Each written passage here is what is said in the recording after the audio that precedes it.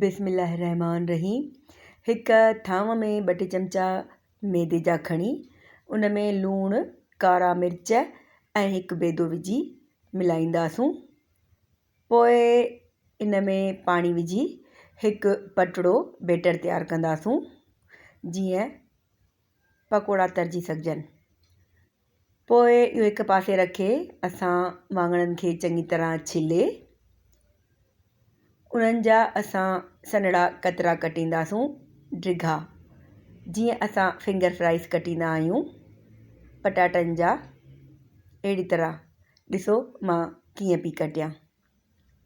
पोइ इहे वाङणनि जा डिघा कतरा कटियल उन्हनि में असां लूणु ऐं कारो मिर्च विझी मिक्स कंदासूं ऐं इन्हनि सन्हनि कटियल डिघनि वाङणनि खे असां जेको मैदे जो बैटर तयारु कयो हो उन मां डिप कंदासूं ऐं पोइ इन्हनि कतरनि खे असां डबल रोटीअ जो चूरो लॻाईंदासूं। सभिनी फ्राइज़ खे असां मैदे मां डिप करे ऐं पोइ डबल रोटीअ जो चूरो लॻाए गरम तेल में गोल्डन यानी सुनहरा करण ताईं तरींदासूं।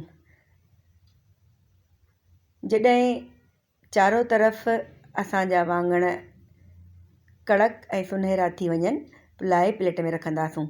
तयारु आहिनि असांजा वाङणनि जा फ्राइज़, लाजवाब।